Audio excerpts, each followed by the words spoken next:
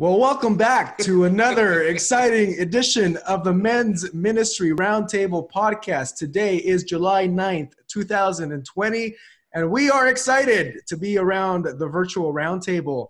And just to let you know who's with me today, we have Mr. George Hot Flash Fernandez. Woo! Good morning. Good to be together. George, how you been? I'm doing great. I'm doing great. Good. Also around the virtual roundtable, we have Robert Concepcion. Yeah, hey. Come on, a little more excitement there, Come Robert. on, Pastor. Come on, Let's you go. can build up the excitement, Robert. Come on, bring it. You have a smile on your face, so I know what happened this morning. Yeah. Good morning, everyone. So the running joke for all of our listeners is that Robert is always late, and today, well, you were late.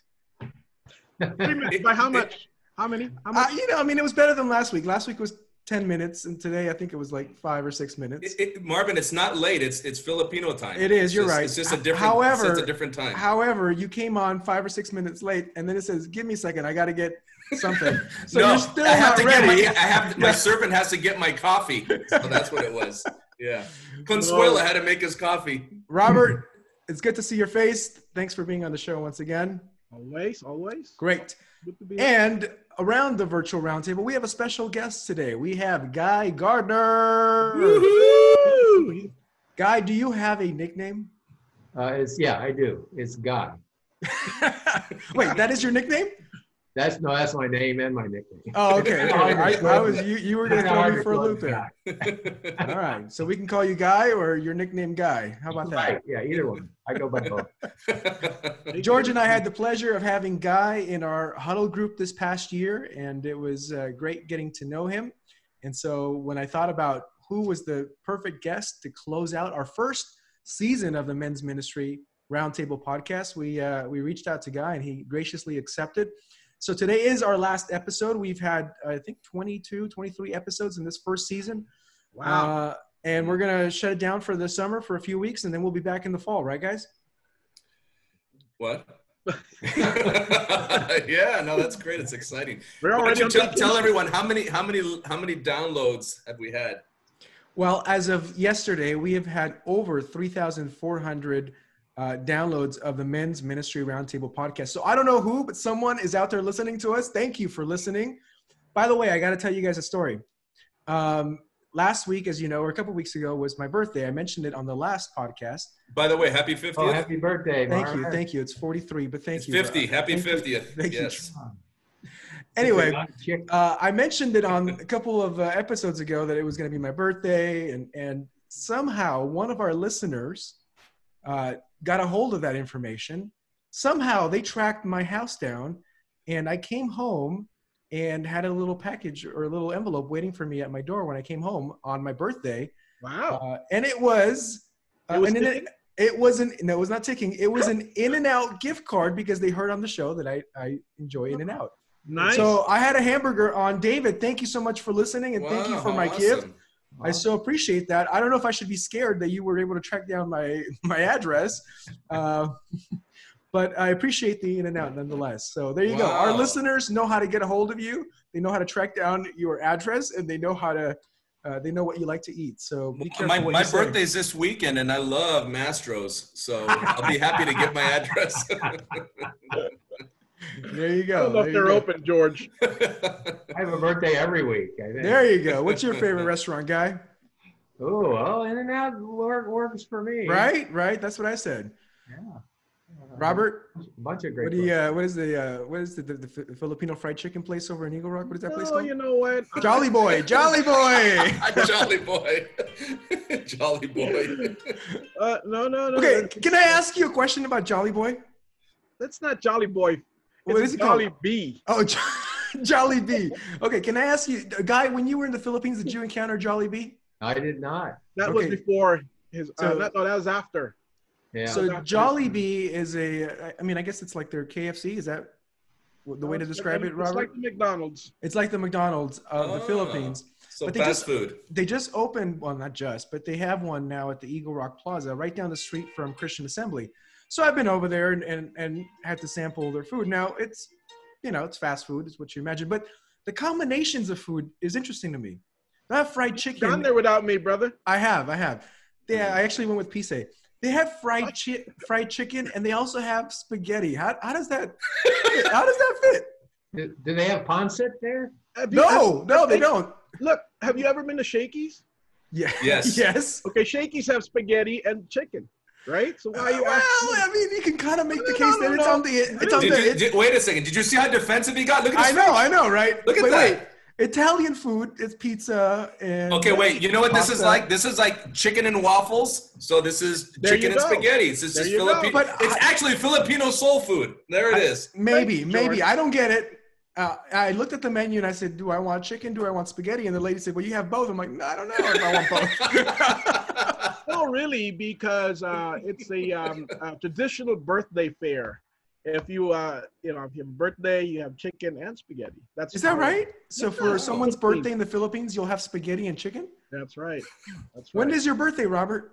Next week? Okay, so guys, track down his house. That's He right. likes spaghetti and chicken. Mastro's, So- please. No. Jollibee spaghetti and chicken. We heard that. I hardly eat that. It's traditional, bro. You can't. It is. It's good though. Have you tried it? Well, I told you I went there. I had the chicken. I didn't have the spaghetti. You went there, but you didn't try it. You just looked I at had the menu no. and you I said, had the away. chicken. I had the chicken, and I was hoping I could find some pancit guy, but no luck. No, the It was- pancit is just down the mall. Right, Right, but easy. not at the Jollibee. Yeah, well. I like the pancit though. Lumpia. Yeah. I like the lumpia. I like the adobo. I Sorry, like spaghetti all. and chicken. Hey, listen. Spaghetti and chicken. I am a fan. Just like I shake. am a fan of Filipino food. In fact, it honestly reminds me a lot of Hispanic foods in some of the areas. But mixed Hispanic in or with, Guatemalan? well, I mean, it's a little bit. of the same. GLM. But yeah, so I enjoyed it. I enjoyed it tremendously. But the combinations, I wasn't prepared for. I would say. So that. the thing is, when McDonald's opened in the Philippines, they were forced to serve spaghetti because Spaghetti at McDonald's? So you get a Big Mac and spaghetti? No, at McDonald's they couldn't Filet of compete fish. they couldn't compete against Jollibee without spaghetti. So they had to come up with their own Mac spaghetti or whatever that is. So they had to put that in their Wait, menu. Oh do my they put the gosh. spaghetti in the Big Mac? No. They had to offer that as a part of their menu. Just like Really? Jollibee had chicken and then spaghetti. It wasn't mixed, but McDonald's, in order for them to compete, they had to put something like that. Spaghetti. Otherwise, Spaghetti. I'll have a Magetti. Spaghetti. Good one, guy. So for my birthday, I did venture out of the house. I will say we've been kind of cooped up in here for the last, 4 months, right? So I did venture out. We went out to Big Bear for the day, and we had a blast up there. But then I saw that the cases were starting to trickle up, and I was like, well, I was a little scared. Did I do the right thing? But we had a good time. And one of the things that I did while we were up there is they have a bike park where you put your bicycle on a chairlift. So the ski lifts turn into bike parks. Oh. You put your bike on a chairlift, and then you ride the chairlift, right? So you meet your bike up at the top of the mountain. They hand you your bike, and it's just downhill from there, baby. Man, have you guys ever done anything like that? It is so much fun. how rough was the trail? It's pretty rough. It's very rocky and dirty and dusty, and Your bike. as you would imagine, you need a bike with some suspension, with some nice tires that will absorb that kind of stuff. But it's fun, and like you, when you go to a ski resort, they have different trails rated at different levels. So they have It's different. yeah, the green is family friendly. I took the kids and me and my son were on the green, and it was fine. You could do that. And then the blue is intermediate, and then they have a black diamond. And all day long, I was mentally psyching myself. Can I do the black diamond? Can I do the black diamond? And I went from the green, and that was easy enough. I went to the blue, which was a little harder, but still okay. And I took a peek at the trailhead, and I saw these guys, and they have like these wooden ramps, and they jump into the air, and it was a little too much for me, mostly because I'm afraid of heights, and so I just couldn't get myself to do the black diamond. Dude, you got How'd you get on the lift if you're afraid of heights? Oh, that was the scariest part of the whole day for me, being on the lift with no restraint. Yeah, there's no little I didn't seatbelt. like that. I was holding holding like on. I was grabbing my son. I said, "Don't lean, son. Don't lean." I'm like, "Don't walk." I have a hard time with those lifts. I have a hard time with those lifts. Yeah. And then you have to carry your bike on top of you, right? No. You put your bike on the lift, so it travels ahead of you. Oh. No. You're not holding your bike the whole time. What's more important, Caleb or the bike? Yeah. So, Marv, But it's fun. Listen, if you guys are ever in an area that offers something like that, I would recommend it. It is a lot of fun, especially if but you can always rent a bike. We brought our bikes with us, but you can rent a bike there and just play around for the day. Robert, you have kids. They don't ride bikes, remember? So wait, Yeah, they do. not much pedaling? Roberts, remember? No, he taught. That's why he got him scooters. Honestly, you don't do hardly any pedaling. You need brakes. You need good brakes, but it's all downhill. So this is Big Bear? This is in Big Bear, yeah. Okay, you gotta send me the info. Great, I definitely will. It's Kids and grandkids. yeah, it's at Snow Summit, but yeah, it's a lot of fun. Okay. There's a kid-friendly run? There is a green trail that is kid friendly. My 12-year-old did it. I saw some younger kids than that doing it, but maybe they're more experienced.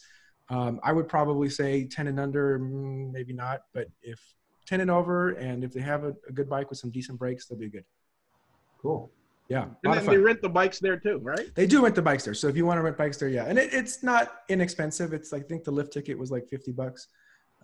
So it can add up, especially if you're renting bikes and all that. But I mean, it would be the same, I guess, if you're doing a snowboarding or skiing day. Yeah. George? It's something good. And you know what? You get amazing views of the lake while you're up at the top of the Right. lift. Like you have time to look at everything No, else. you don't. You're hanging on for dear. You're hanging on for dear life.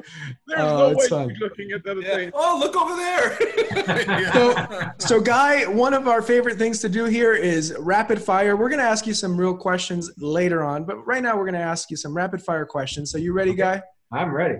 All right. I think you kind of answered one of them already, but we'll see. All right, Guy, are you iPhone or Android? I am currently have iPhone. Okay, good. You're in good company here. I think. Oh no, Robert, you have Android. Robert, Both yeah. have their pros and cons, but my whole family is iPhone, so I can You can FaceTime. with my grandkids. Yep. We have the iPods. Yep, that's what we do too. When you can FaceTime. Okay, In-N-Out or Chick-fil-A? Ooh. Jollibee. Or spaghetti? Rapid fire. I'll go Rapid fire. both. Both. Okay. All right. Or Jollibee. By the way, we didn't say this on the show yet, but Guy, you actually lived in the Philippines for a couple of years. I did. But this was before Jollibee existed there. Yeah, this is 40 years ago. All right. Back in the The questions are going to get a little harder now. You ready? Okay. All right. What's the worst gift you've ever gotten? Ooh, a serving platter for hors d'oeuvre shaped like a Texas boot. I'd like to gave ask, you that? yeah, I'd like to ask who gave you that. Who was mad I at have you? Wait, why a niece Texas? in-laws from What's the- Texas, so she loves it. Okay, I'll say, what's the Texas connection? All right, so it's from the in-laws. What is the best movie ever, in your opinion? Oh, without a doubt, The Right Stuff. Mary Poppins. Oh, I thought you were going to say Top Gun or something with your Air No, Force no, background. No, that's you. That's you. You have a man crush on Tom Cruise. Apollo 13. The right Apollo Stuff, 13. Yeah, Mary yeah. Poppins. The Martian. No, Mary The Poppins. Martian. The Martian. Yeah, you remember The Martian with the guy, with the Matt Damon No, gets stranded. no, there was Yeah, Fight but the- the chimney sweeps aren't dancing on the rooftops in those. Okay, all right. Did you like the new one, the second version that came out? I did. Yeah. I did. Not as much as the first, of course. But, Right. But they did okay. Okay, and this is hopefully a good one for you. But what is your favorite family ritual? Favorite family ritual? I would say sitting around, hiking, going hiking. Oh, fun. Yeah. You experienced any fun hikes here in Southern California? Oh, yeah. I mean, what a great place for hiking. We did an awesome hike called Monkey Canyon just this past a couple of days ago. But you got to rappel down some rocks. They got ropes there. And Oh, down wow. What area is it in? You go on the Tahunga Canyon Road out there somewhere. It's not There you Monkey go. Canyon. Wow. Monkey Not Mark. Canyon. There you go. You have to look it up on the internet and get GPS coordinates. Okay, that sounds a little Not too too intense for attainable. me. If my Maps app can't take me there, I'm in trouble. Yeah. All right, George, do you have anything in the world of news and finance for the men today?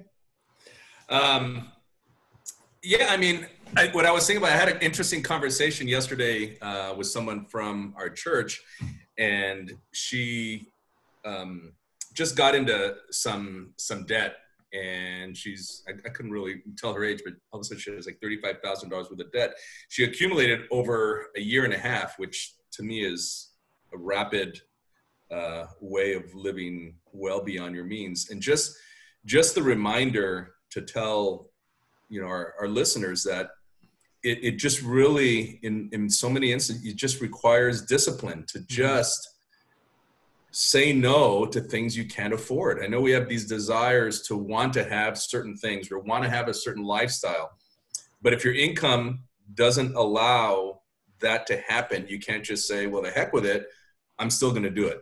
Yeah. And the question I always ask, because those are the ones that I find most people struggle is in their housing and transportation, because there's certain boundaries, percentages. Your housing shouldn't be more than 25 or 30% of what you make, and your transportation shouldn't be 10, 15% more. And in this instance, this person, they were okay. So that meant that what they were spending money on was things that were truly, truly within their control. It wasn't like fixed things where I have a lease that's hard to get out of, or I bought a car beyond my means. I'm kind of stuck for a while. This had to be entertainment. This had to be vacation. This had to be shopping, whatever those things are that are really controllable. To amass $30,000 in a year and a half, that's just really kind of scary. Yeah. And so what I told her is that I said, basically look at it as kind of a, scales in the sense of, balancing.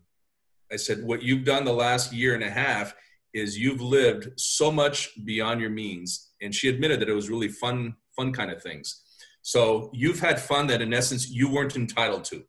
And you bought stuff and lived in a manner you weren't entitled to. Now you're really going to have to be disciplined and live well below and kind of suck it up. And things that you may think you're entitled to because my income is okay, and you have to kind of bring those scales back to zero.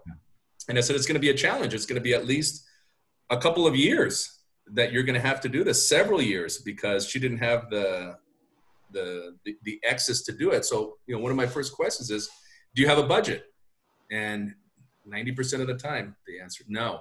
So then it's hard, for me to, kind of comprehend, how do you know if you're living within your means if you have no idea where your money is going? Mm-hmm. So clearly, if you're not making a conscious decision of how you're going to allocate your money, it will find a way to be spent. We're just kind of human. So if you're not saying, first I'm paying God, then I'm paying myself by saving some money, and then I'm living on the rest, you'll just spend it. And this was an individual that did that. And George, is there a budgeting tool that you recommend? Or is there something out there that you find to be helpful, or do you just go with the spreadsheets that's available on your computer? What do you use? Yeah, you can. I have one, but you can. It's fairly easy to create. Basically, I look at it. A budget is just a list. It's a list of. You make a list of the money that comes in, which generally is kind of one or two numbers for most people. If they're married, it's basically two numbers, you and your spouse if they work. So the money that comes in, and then you make a list of the money that goes out. And if you look at those two and you look at kind of your history, what have I spent my money on? And it takes some time. You have to look at your bank statements and go online, or credit card statements. If you look at that, you'll get an idea, and then you'll probably realize, wow, I'm bringing home X and all this money is going out, and you'll recognize the fact, wow, every month I have this tiny little margin. And then I'll hear from people that, well, I can't afford to tithe. Well, because if you're waiting, you're in essence giving God your leftovers, right? This is what's left over, so I call it a tip. You're giving him a tip. And then I don't have enough to save or put away for retirement. Well, no, it's not that you don't have enough. In most cases, you're just choosing to spend it on these other things. So just, a lot of these things, like I say, they're pretty simple, but they're not easy to do because we struggle with discipline. But just to remind everyone how important it is, especially at this time that there's just so many unknowns because of COVID and work situation, just really always live below your means, not, you know. George is a resource to our church. He's a former CPA. And if you want to make an individual free of charge appointment to meet with him and kind of go over your own financial picture, how can they get hold of you, George? Email me. My email is jorgef@church.com. It's Jorge F at church.com. And say that again. Jorge. Jorge. You know what? You're a Guatemalan and you sound like you're Jewish. Okay. What, you know? Jorge. It's not. Yeah. It's not a Hebrew name. Okay. Jorge. It's not Yeshua. Jorge F. Jorge F at church.com and email me and we can have a conference. If you forget all of that, just go to our website. Go to our website and your information is listed on there. Yeah, look at Stewardship Ministries or look at my wonderful picture. And do you have any events or seminars coming up? We're planning to have one in August, so stay tuned. It'll probably be on like what next steps are with COVID, like what do we do next, where do we go from here, and then also something to do with kind of what every family should have in terms of documentation, wills, and powers of attorney, and life choices, and those kind of things. So great. Kind of working on that. That's super interesting to me, and I'm excited for August to come around. Robert, tell us what's happening around the world of Christian Assembly in relation to men's ministry or any other department. Well, since we're going on vacation. What? Since we're going on vacation. Wait, where are you going? Where are you going? Man, I had plans to go to Cancun this week. Did you really? Yeah, and I just scrapped all of that. And sorry to hear, man. My wife and I had a cruise planned for our 20th wedding anniversary last week of August. Obviously, that's not happening, so we're bummed. It was going to be our first cruise ever. We're going to go to Alaska, which means one of those. Yeah, it's one of those places that. Yeah, but unfortunately, not this year. And I don't know. Who knows whenever we'll begin cruising again, right? Because it's. Yeah, even the kids are asking where to go, and then just like what you were saying, a day trip to Big Bear. That's even, there's some risk to that still. Yeah. I mean, we went before this little other spike in cases here that we're seeing in the last 2 weeks, but I don't know that we would go now. So, yeah. So I kind of feel bad for the kids only because, they're looking, their summer is just shot and there's nowhere to go. That's really just safe and you're comfortable going. Yeah. But George, right? You're going to Rancho Mirage still, right? I'm going to La Quinta, next weekend. Yeah. Oh, fun. So, yeah. It's going to be hot. It's always, digits. Yeah. Always, yeah. But the restaurants 115 out there this week. Yeah, it'll be there. I mean, we generally go in January and October, but kind of limited. Yeah, feel limited where we can go this summer. As both of you guys, we were supposed to go. We would have come back last Wednesday from Europe. I mean, we had a 2-week trip to France and Spain and Italy. Wait, inside of you, you're really thinking you were thinking that you didn't have to fly all that way to Europe, right? Absolutely. Guy, you might have, I don't know if you know if you know this about George, but Guy praying. You said answered prayer that I don't have to fly all the way to Europe. Guy is no stranger to flight, right? Man. I wish, the Europe was shot. And Lisa, I'm so sorry. Thank you, COVID. Yeah, no. Hey, so guys, some ideas for folks. Our daughter, TJ and Scott Teams, they took their kids. We just went up to outside of Sequoia, Three Rivers, rented an Airbnb on a little stream. The kids just played in the stream all day long. And then they just got back from a camping trip to Bryce Canyon with a couple other families in the church. They had a great time. Yeah, that sounds like the way to go. Get out into nature, get away from folks, and actually the RV stocks, a couple of them are doing very, very well. Yeah, neither of these guys, Camping World and Winnebago. Neither of these guys know how to camp, guys. So when you mentioned nature and camping, these guys have no idea what you're talking about. I wasn't talking to these two guys. I was talking to but to the other guys listening. George looks at wilderness. It says La Quinta. Yes. Yeah. I'm on the golf course. This is about as nature-filled as it gets. Yeah, look all the grass. Find a hotel without a swimming pool. But what I was going to say, Guy, you were in the Air Force, so you're no stranger to flight. But did you know that George is scared of flying? No, I didn't. So this is why we were. That's an understatement. I saw a counselor starting, I guess, last year to help me with that. Yeah. And I was pumped because I really wanted to go to Europe because that's, my wife is No, from France. honestly, George, come on. No, but I do. I love traveling. I love traveling. I just hate flying. And I've flown, throughout the continental United States, but just the thought of, that long 11, 12, whatever it is. George, you were in a Thrive group for people who can't fly. What are you talking about? Yeah, I've got a friend who lives in North Carolina and comes out. Her brother's out here, and she takes the train all the way across. Wow. God bless her. That sounds like George's companion. Robert, anything else happening at CA? Well, anything happening at CA that you want to mention? Well, we still have Prayer and Pantry. Yes, tell me about that. Yeah, so in another couple of weeks, we will be having Prayer and Pantry. And we've served, I think, 350 people, right? No. We've served now close to 5,000. What? Yep. Yeah. Or 350. It's a range. I know it's a range. No, but the 350 for every session that we've had it. Maybe, yeah, per session. Okay, but we've had several sessions, and we're nearing 5,000, which is fun because Jesus fed 5,000, so here we are. But yes, we're nearing 5,000 folks that have been served through our Prayer and Pantry efforts. So thank you guys if you've participated in that. Yes. In any which way. To all the families that have donated bags of groceries, thank you. And if you are in need of bags and groceries, we are still doing it next week. So check their website. It'll give you instructions as to where to go and what you need to do. And feel free to come if that's something that would help you. It's real easy to get the groceries. My wife, she just gets her Target, takes the list she gets from CA, types it into her Target app, drives up to the Target, parks outside, and they put it in the back of the car, and then she kind of rearranges it, and we drive over to the church. Oh, that's excellent, guy. Yeah. Thanks for sharing that. One other thing I don't want to forget is we do have the benevolence fund as well for those families, that are in need and yes, struggling. We have that. And Robert, do you want to touch on what that is? That's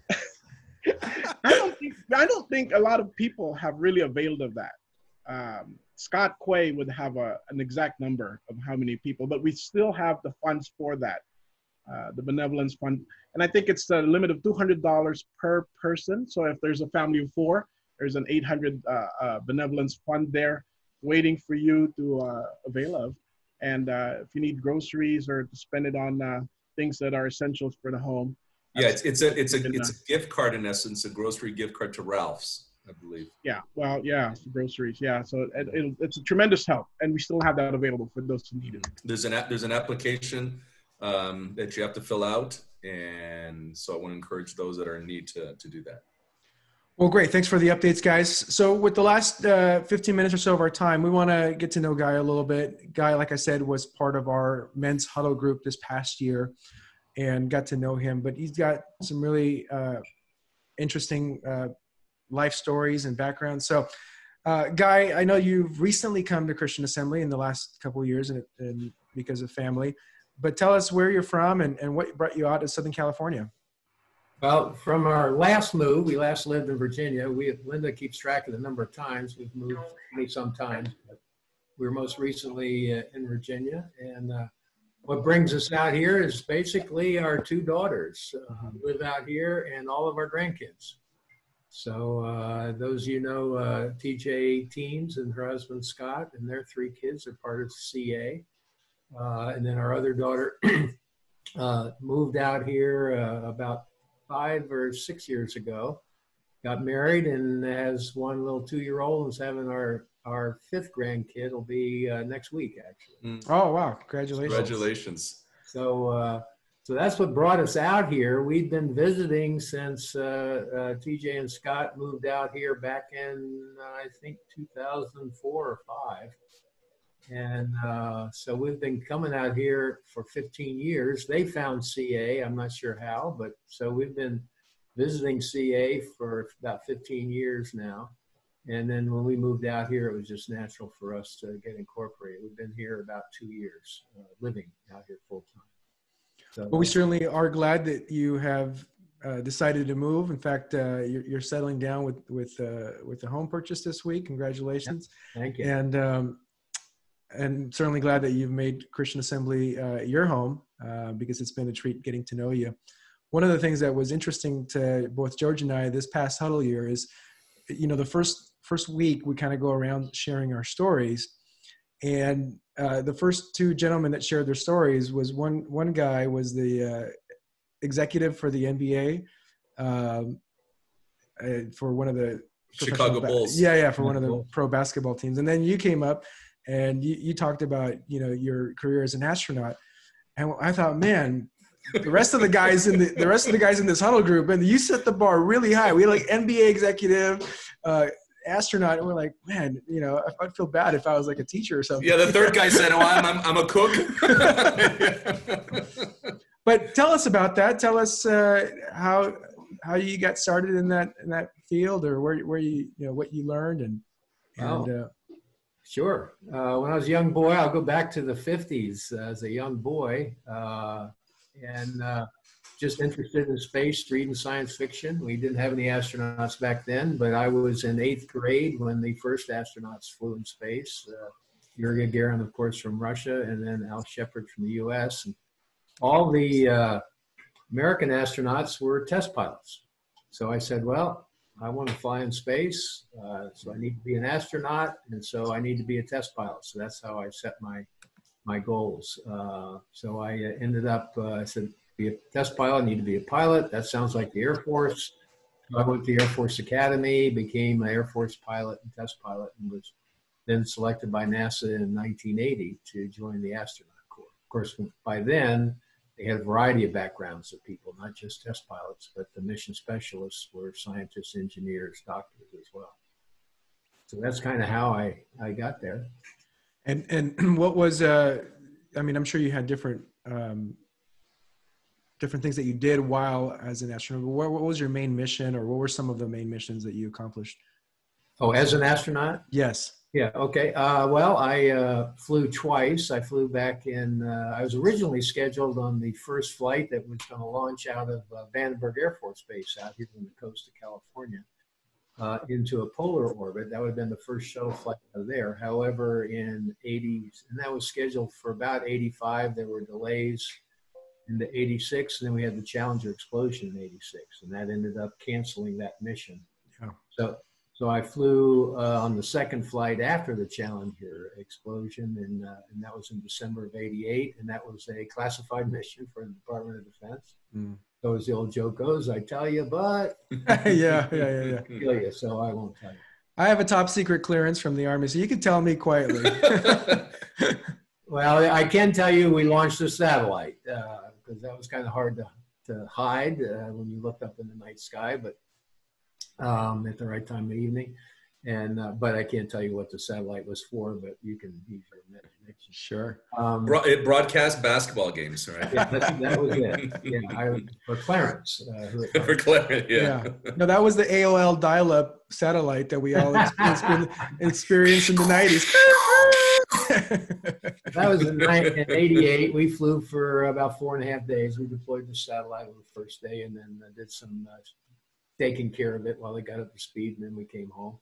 My second flight was exactly 2 years later on a mission called Astro 1, which was a set of ultraviolet and X-ray telescopes that stayed in the shuttle's payload bay, and we operated them around the clock and looking at the universe around us and getting them up above the Earth's atmosphere, of course.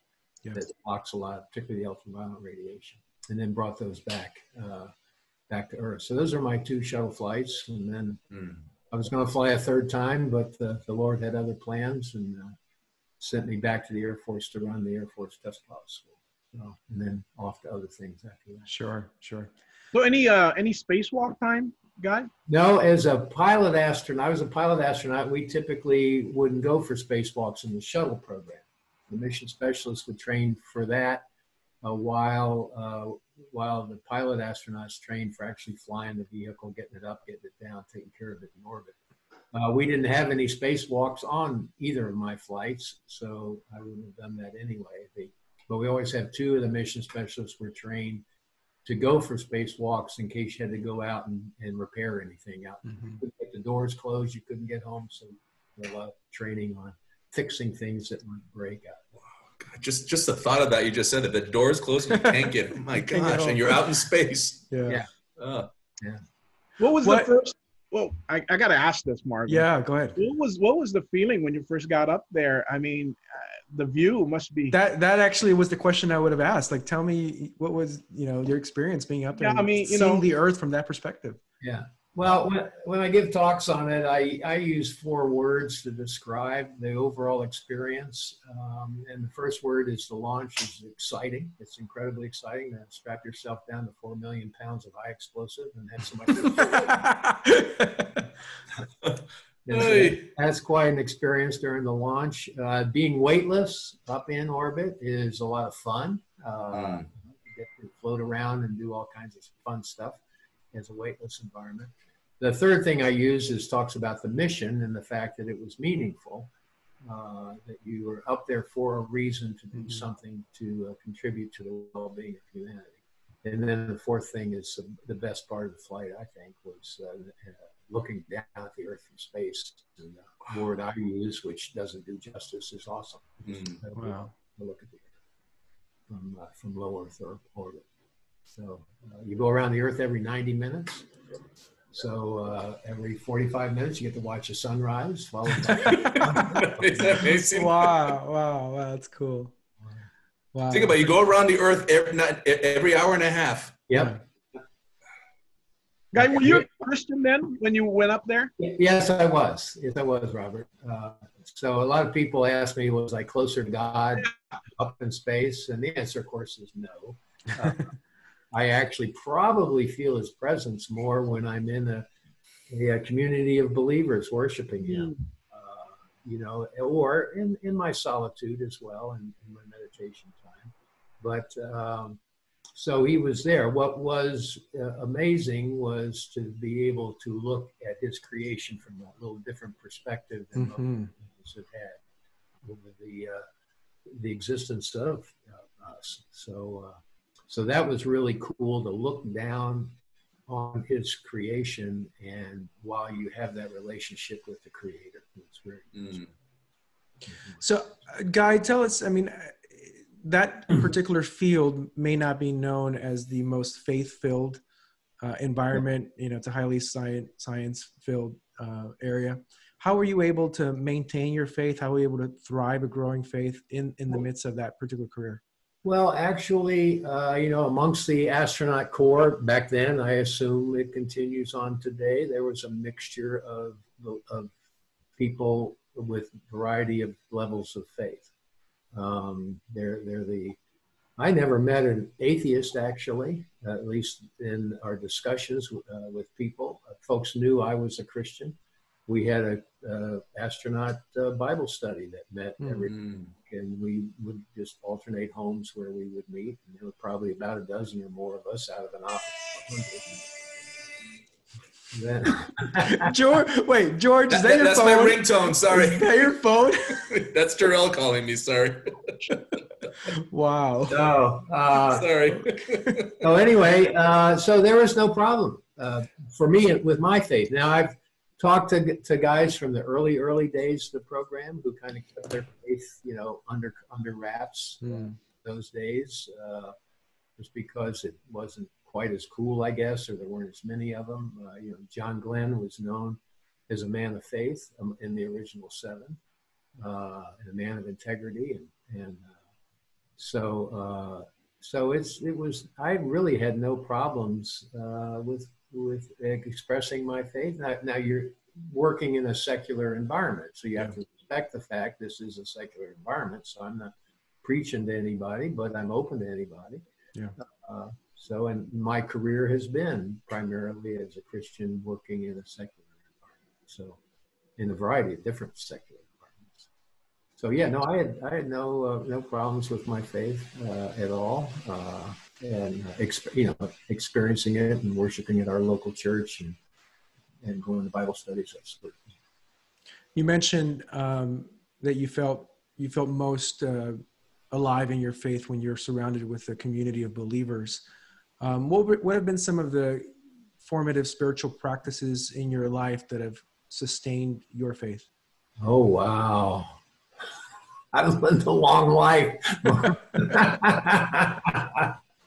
Well, I just, it can be anywhere. Music is very important to me in terms of my relationship. The most recent thing I would get, I mean, I love it every, Linda and I sit down and watch the weekend services every weekend. And we sing, just the two of us in our family room. We sing out loud and we pray with them. And so that's a lot of fun. So music the Lord has spoken to me often in life through music, just the way he's made me in terms of my love of music and the way I can feel uplifted with song.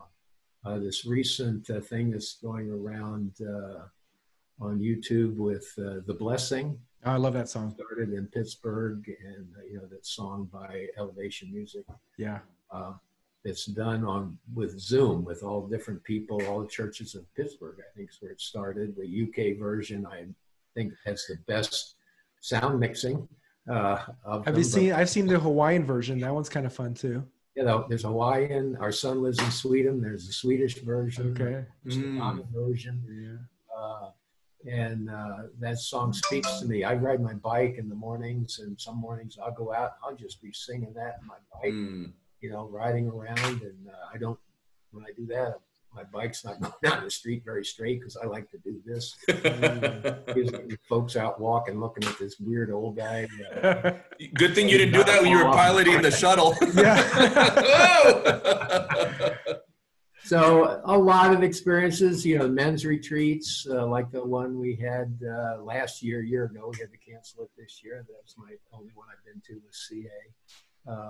But retreats over the years with other groups, both mixed and men's retreats. And then just sometimes sitting, doing my morning devotion. The Lord will just really blow me away with something. So it's fun having this Creator who has this relationship with us that can just inspire us and His love. And That's good. One of the things that we talked about is something going wrong on a mission and having to repair a door or you don't get back to Earth. What did you learn about leading in those high stress moments? A lot of our men listening today are having to lead their homes, their businesses, their organizations in a highly stress-filled, environment. What did you learn? What were some leadership lessons that you learned? Well, the leadership lesson, most of my leadership has been not associated with my space shuttle flight. I mean, there were 5 of us and 7 of us, and I was the pilot, which is really the co-pilot, not the commander is the actual lead. But you're a team. You're basically a team, very close to a team when you're flying in space together. So more of my leadership experiences have been, I've run 3 schools. School, I mentioned the Air Force Test File School. Then I worked as an executive, senior executive in the government. And then, of course, all my Air Force experience has been around leadership. And so I used to keep on my desk the Mark, I can't think of the exact verse, but it's where Jesus is talking to disciples, whoever wants to be great among you must be your servant. Yeah. Verse, that's Mark chapter 9. It was in my devotional this morning. Yeah. Okay, cool. So it's servant leadership is important. And I actually would take, in my first private school that I ran, a boys' military school in Georgia, probably about 10 or 15 years ago, I actually took the org chart and I turned it upside down. And I put the student actually in the center, and then around the student with arrows pointing to the student, I have the different academic branch. It was a boarding school, so they've got the student life branch and and the military side and the athletic side. And then underneath all that, I've got the staff members, and underneath that, I've got me as the head. And underneath me is my board. And so it was all with arrows pointing up and eventually into the mission, which in our case was the student. Wow. And so it's that perspective that as a leader, my job is to provide not only the direction, the inspiration, and the motivation, but also the resources for all these other people. And they are the focus of whatever our mission, be it training a student, be it producing some object for others to use. And then as where I get that leadership from, it's, I love the James verse about wisdom. Wants wisdom, just ask for it, but believe when you ask. And when I went out to run the Air Force Test Pilot School, I was totally incapable of doing that by myself because of my experience level, 11 years in the astronaut office. And so every morning I got up and I prayed for wisdom. And he always gave that. He was always faithful and gave me that wisdom. The stress, again, sitting on that launch pad, as I mentioned, strapped down to 8 million pounds of high explosives, or you might consider that a little bit of stress. You might. Second flight after people had died doing that. Yeah. It was, but you know what? I felt very much at peace. It was an amazing experience to be so excited and yet being so at peace. And when I came back from the flight, that was in December, early December 2nd, when I launched. On both of my flights, I had a rule: I only launch under space on December. That was a joke. These guys don't get it. Don't worry, I got it. Actually, the first flight was supposed to be right on December 1st, and ended up scrubbing and launching December 2nd. My second flight, we started in May trying to launch, and finally, several tries later, we got off in December. But anyway, we came back in this astronaut Bible study I mentioned. We met at a guy named Dave Hilmer's house. It was his turn. And so this was just before Christmas. So instead of doing our Bible study, he had us just go around and share significant ways God had moved in our lives that year. And Dave now had flown on the flight before me, the first flight after. Yeah. And Dave shared first, and he shared that same experience of being at peace. And then also shared a verse, which has been a verse Linda was given many years before when I went off to fight in the Vietnam War, from Philippians about do not be anxious. A series several months ago. Yeah. Do not be anxious about anything, but in everything with prayer, present your petitions to God, and the peace of God that surrounds you, that surpasses all understanding. So yes. Amen. So that's where I was. I had lots of people praying for me, and I just felt God's peace. So as leader, you can count on God's peace. Even any follower, team member, whatever you're doing, just pray for God's peace, and He is faithful and will give it to you. That doesn't mean it's not exciting. It doesn't mean it's not hard and difficult. It just means that you can do it. You can approach that task in a peaceful, spiritual state with God. You know, I was thinking about this now. I'm not a pilot, so you can correct me here, Guy.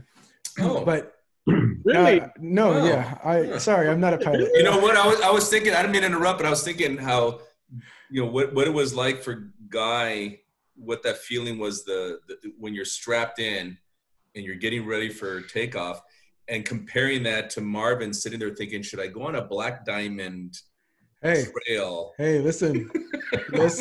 Getting on that bike. Are they equivalent?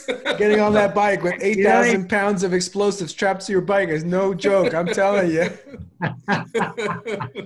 What I was going to say, George, is that I've noticed in movies, I would admit, that, and you can correct me if this is not accurate, but typically, the pilot will run through pre-list or checklist of things, and they'll say, you know, wheels up, and then the co-pilot repeats the wheels and Wheels up, huh? whatever you guys say, but then Yeah. affirms that statement, you know, wheels up. So they kind of, it's almost, you know, you're saying, okay, this is what needs to happen next. You're vocalizing it. The person repeats it. I heard, I understood, I hear it, and it's been accomplished. There's something for when we lead as men, that our voice brings calmness in our family. So men, I'm encouraging you guys now, when you lead at home, is to not just assume your kids, your wife is being led, but to really vocalize, to really say, you know, we're going to worship. And like Guy said, we're going to do it out loud, even if it's in our living room and if it's just the 4 or 5 of us, we're going to worship. We're going to pray out loud, because our voice brings that level of calmness to say, here's what's happening. It's a high stress environment, but we're trusting God, and we're praying scripture, we're worshiping. And I think that can be helpful to us as men in this season. George, Robert, any other questions you guys might want to ask a real American hero that we have with us here? Yeah. Quickly, just Guy, did your family also have that calmness every time you had that mission? I mean, how did they handle that? Well, you know, I've always observed that it is a lot harder to watch a loved one do something with an element of risk than it is to do it yourself. Yeah. And so to me, it was a lot harder on Linda to watch it be blast off than it was on me. Mm-hmm. And but she tells the same story about watching me. You know, the families, back then they would take you down, the families down to Florida, to the Cape where we launched from, and they would go out on the top of the launch control center there in Florida, and they'd actually take them up on the roof just a few minutes before launch, and there's a place there with a railing that you can stand and watch, and you're as closest of a spectator to it as anybody else. You're still about 3 miles away. Wow. And so I've got a little picture that someone sent me that took it from standing back behind Linda, and our kids were high school through elementary school at the time. And the kids are they're having a blast. I mean, they're cutting school down in Florida, playing on the beach with their friends, my crewmates' kids, you know, just having a blast. And then now all of a sudden it's culminated in that. And as they started counting down towards launch, you can see the kids all of a sudden get underneath Mama's wings, snuggle up to Linda. But she expresses that same sense of peace, of that this is in God's hands, you know, and so we'll do it. What I forgot to brief Linda was, as you're looking at the launch pad, you've probably all seen pictures of a shuttle launch, but when they first light the 3, what we call main engines on the back of the orbiter itself, they're burning the fuel in the big orange tank. So they light up first and come up to speed. They actually light 1, 2, 3. We're talking fractions of a second apart. And come up, the computers make sure they're all running properly before you lift off. You're still bolted down the launch pad. Then they light those 2 solid boosters on the side, and away you go. So it's about 7 seconds from when they light that first main engine. So when they light it, there's all this water that's dumped down where the exhaust goes, which makes all this steam. So the thing goes out the sides of the shell, but there's this big steam cloud that rises up around the launch pad. And before we lift off. And so I forgot to tell Linda about that. So she's watching us out there counting down, and all of a sudden there's this, we disappear in the cloud. Yeah. You know, and then they hit 0 and we blast off, and then we finally rise out of a cloud of steam. But there's a little bit of apprehension there at first. Sure. What just is going on? Oh man. Wow. So anyway, but she feels up for you, Marvin. Wow. I have a question. Guy, I could sit, and I'm sure I'm speaking for a lot of people, I could sit and listen to you for hours, and do want to thank you for your service to our country. It's like what I see and hear is just truly the voice of a servant leader, a person who just leads by serving. And I hear your voice. And I remember when you and I had a really tender private conversation last year or this year. I don't know if you remember, but it was certainly impactful for me. And I see how you get choked up, and I see just how God is just in your heart when you're just sharing his love for you. And that really moves me. So I want you to know how that inspires me, and that really, as a follower of Christ, that really impacts me, Guy. The question I have, as I'm studying apologetics, is that something near and dear to me. I think it's important that we really are able to defend our faith.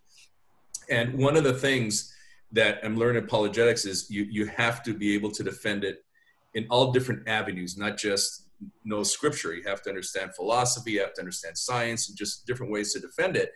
And from a scientific point of view, did it strengthen your faith because of the things that you can see that very, very few humans on this earth are in the position to see what you're seeing? I mean, you're literally out in space looking down at Earth. You're looking at the cosmos. You're looking at things that we see in pictures. You know, we can go online and go up, but you're in a completely different position. You get to see what weightlessness is, all those things. You understand, you know, what gravity is, even from a scientific, and you got to experience those things. So did that strengthen your faith in any way by just seeing different things from, in essence, like a scientific physics point of view that 99.9% of humanity doesn't get to experience? Well, I don't know if it strengthened my faith. I mean, as I mentioned, you know, I love seeing the creation from a different perspective that way. But, you know, really it's pretty inanimate looking at the earth. I mean, it's beautiful. It's gorgeous. It's, you look at the topography and how it's, you can be inside working, peek out the window. We're going around the earth every hour and a half. And you can look out the window and you can say, oh, look, we're over the Andes Mountains. Those are different mountains than the Himalayas or the Rockies. Yeah. You can look down. There's a place in southern China that has some topography that looks like little gumdrops, the little mountains in the lakes. And you know, oh, look, we're in southern China, in this little region. So just the diversity of it. The deserts are not all the same. Different colors, different textures. So just the variety of the planet. But you don't see people. Mm-hmm. And so as I mentioned, how people are God's ultimate expression of his creation. Mm-hmm. So to me, it's more amazing to me to look at his creation around us, to look at plants, to look at us humans. I like to use the example of the human hand. You just look at your hand and wiggle your fingers and just think of what design has to go in to make that work the way it works. Then you stop and think, so I marvel at the human hand. And then you know what's even more marvelous is that I can marvel at my hand. Mm. You know, the fact that I can do that. So to me, science with a relationship, coupled with a relationship with the Creator, is just an amazing experience because you understand the intricacies of the creation. And I love science. I love delving into how I teach physics, you know, to high school kids. And, you know, physics is the study of how God makes his universe work. And how he created it and how it all interacts with itself. So to me, science and faith, they go hand in hand. Yeah. Amen to that. Yeah. So we'll put to rest the Kyrie Irvings of the world who are the flat earthers. Yeah. Well, I want to thank Guy for your time. Like George said, you can just spend time talking to you and just feel the sense of humility that you bring to your life experiences and your faith. And so I think we've learned a lot from you. Hopefully guys listening to this have enjoyed our conversation with Guy. And if they ever see you around the church and want to buy you a cup of coffee and get more of those stories, you feel free to do so. I'm sure you're available to that. Sure. I'm looking forward to when we can all get together. When that can happen, or a Zoom call or something like that. But guys, thank you for listening to us. This is officially the end of our first season. I hope you've enjoyed the podcast. What? We've enjoyed making it. When We're gonna take a few weeks off for a bit of a summer break, and then we'll come back after Labor Day in September and have some more guests and some more fun content for you. But until then, guys, make sure you continue checking out our online weekend services, and hopefully soon we'll be able to gather in Christian Assembly in Eagle Rock. But until then, we love you. And have a blessed summer. Yeah, thanks. Safe and blessed summer, guys.